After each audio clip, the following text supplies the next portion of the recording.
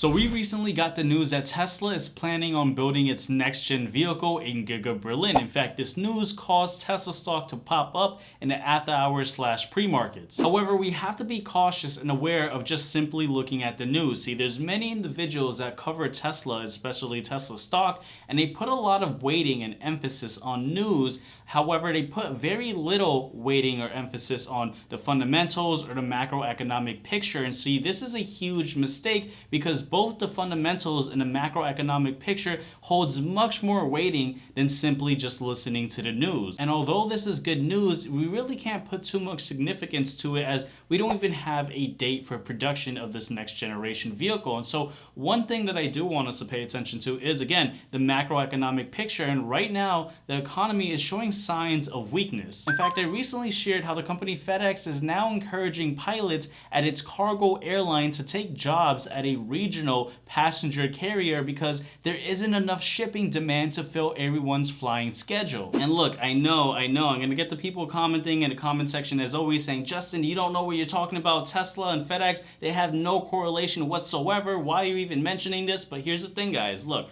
We have to understand that paying attention to the earnings of several other companies has a huge importance in understanding the markets, especially listening to what these other companies are saying. And so we know that FedEx has a huge reliance on e-commerce. And so when individuals are not buying, that means that there's less activity for FedEx to go ahead and do these shipments. And when there's less activity, that means that there's less growth in the economy. And so when you have pilots working at their job at FedEx, hearing their boss tell them that, maybe you should get another job somewhere else because we don't have work for you, that's not a good sign of the economy. Now, we recently had a strategist from Deutsche Bank saying that a hard economic landing often looks like soft landings at first. That sounds very familiar. It sounds like someone else on YouTube said that. I don't know, maybe his name starts with Justin, right?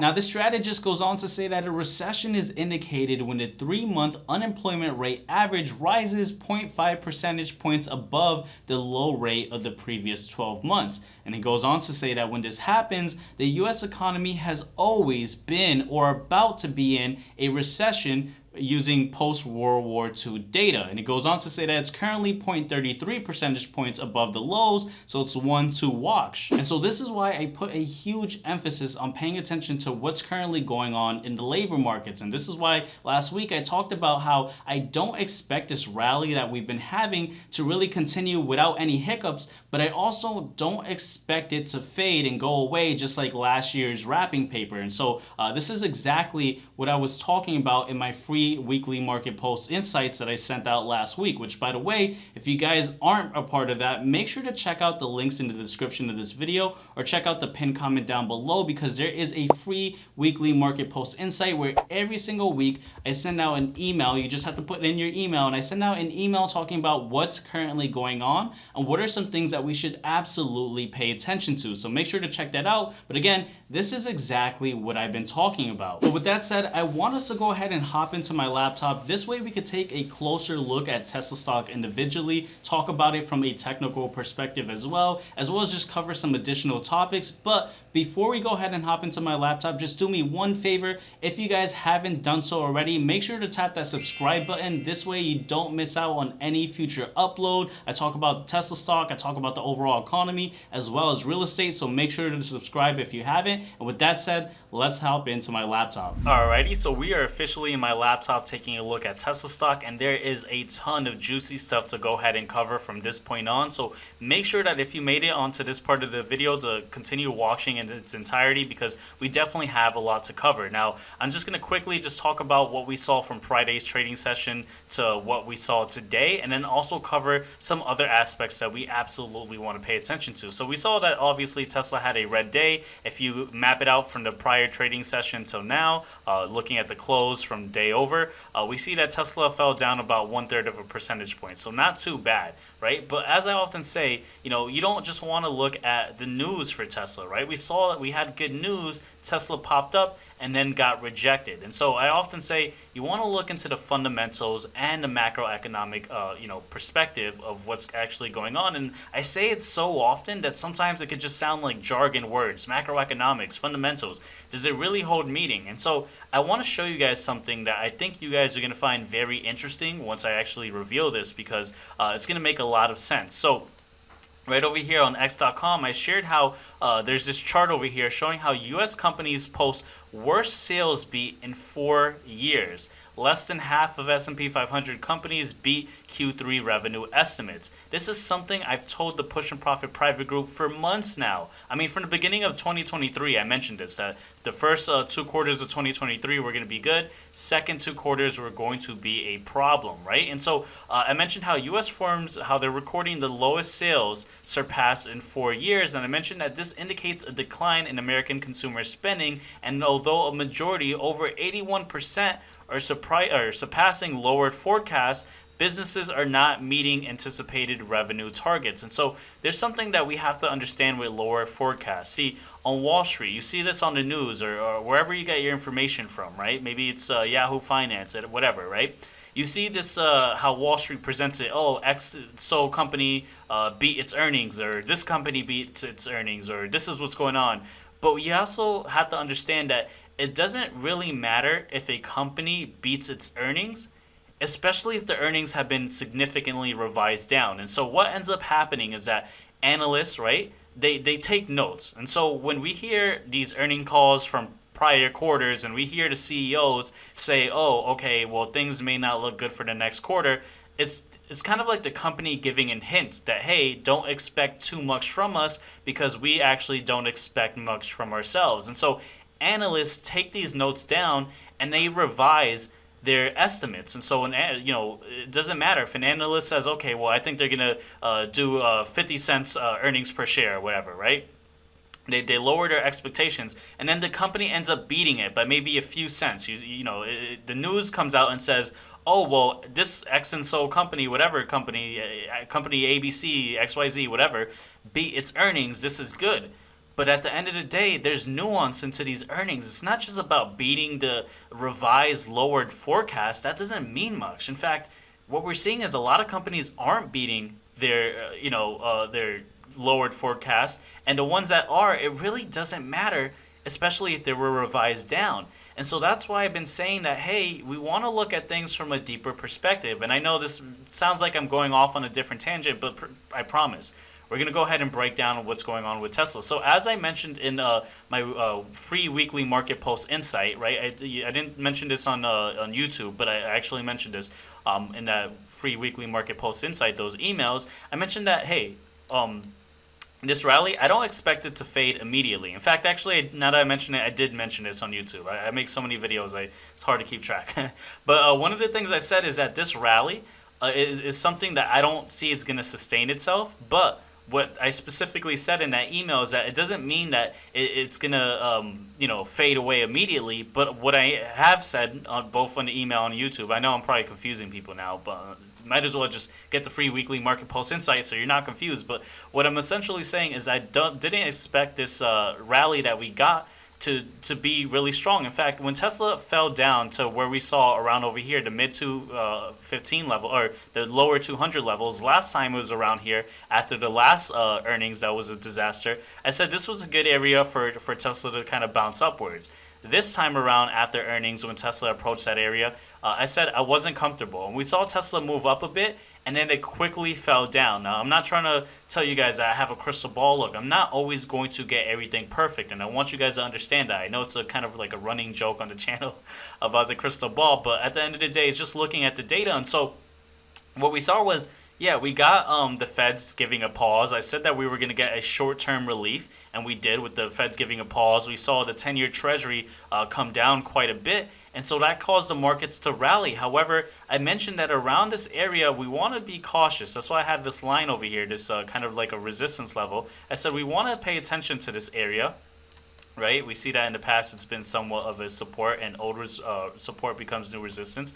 And I said that, hey, we want to see if Tesla does actually break above here. And I'm not saying that it can't still. It absolutely can break above this area. But the next area we want to watch is around the 250 level, because here there's a lot of volume relative to price on the volume profile, meaning there's a lot of exchanging between buyers and sellers. And so when Tesla goes up here, it may be a challenge for Tesla to actually break through. And so that could act as a resistance. And so that's why I say technical analysis, it's not to really predict the markets. It's really just to measure what's going on, and you go ahead and take action from there.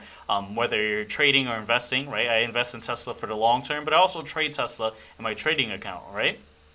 And so what I said is, if we do see Tesla get rejected here, okay, that's not good. But if we do see a little bit more of a continuation of the rally, which is definitely possible, we could see Tesla get rejected right over here. And again, I said I don't expect Tesla to break out of this descending trend line. Let me kind of zoom out so you guys could see. Tesla has been on a descending trend line for quite some time. And I said that, hey, even if this rally does continue to have some momentum, I don't think things are going to continue going upwards, okay? When you look at the economic data, everything I'm showing you guys, the indicators, right?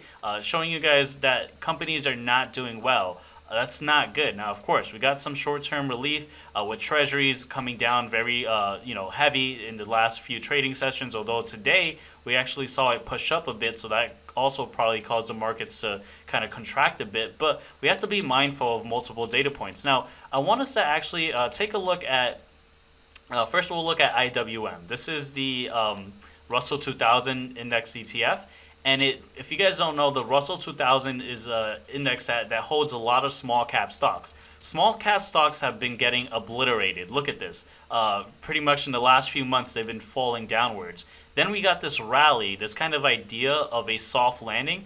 And, this index pushed upwards, because when you have kind of this idea that, okay, we're not going to go into a recession, it's the idea that risk-on assets, like especially small caps, are going to continue going upwards. But what we saw is that this rally kind of got rejected now. It's kind of like the choo-choo train is... sounds ridiculous. The choo-choo train is kind of like having a little bit of a hiccup here, and so that's interesting to see. Small caps, if they continue going upwards, you're going to see that most of the stock market's going to go upwards. Is it all the time? No, but think about 2021, right? Where we had this risk-free environment, right? Of course, we had COVID. 2021, we had rates historically low. Everything went up, even small caps. And so the reason I point out to small caps is because this contains companies that are I'm trying to think of an appropriate word, but they're garbage, right? And in a risk on environment where rates are historically low, things are looking good, there's money in the system, even these stocks go up. And so what we recently saw is that there's been a rally, but that rally is kind of getting cut off, and so that's something interesting that we're seeing. Again, I don't want to hop on this for too long. I think I may be losing people here, but I do want to also point out to another trade that I actually called out in the Push and Profit private group about November 2nd. I said that I was paying attention to Celsius, which if you guys don't know, that's an energy drink. I have a mini funny story about that, which maybe I'll mention it in this video since I just already mentioned that part. But I mentioned it as a good trading idea before their earnings. We have their earnings coming out tomorrow. And I told the members of the Push and Profit private group that I like this as an idea to ride into its earnings, and actually expect the earnings to do somewhat decent. Of course, we have to see what actually comes out with the numbers. So if you want to have access to trade ideas like this, for example, if we map this out from, let's actually do the close of November 2nd. So now, up about 6.79%. So if you want to get ideas of trade ideas or what stocks I'm looking to trade for a swing trade or things I'm looking as a day trade, again, it's going to be the first link in the description below for the Push and Profit private group. That's not free. That's the private group where I have my daily briefings, where I talk about what's going on every single day, as well as share trade ideas. So if you want access to that, first link in the description below. But by all means, you're still free to join the free Market Post weekly insights. Those are completely free. And so well, I'll go ahead and hop into Tesla, but I know I wanted to share a mini story about this energy drink that's not related. So if you don't want to hear the story, just skip forward. But fun fact about this drink. So I was drinking a whole bunch of Celsius, and I did not know that it had a lot of caffeine in it. and I literally was wired up. I could not sleep. I felt like I was having a heart attack. I asked, a chat box like, hey, like this health chat box, like, hey, why am I feeling this? Why am I feeling anxiety? And it said maybe you're having caffeine. And I was like, I don't drink coffee. And then I realized I was having 8 Celsiuses a day. That's like I was wired up, uh, taking this drink without even realizing it. So just a word of caution. Please regulate the amount of caffeine that you intake. But this was just a completely random story that probably doesn't help for those watching this video. But going into Tesla stock, right? Again, what I'm really just trying to say is that a soft landing always looks probable until it's not.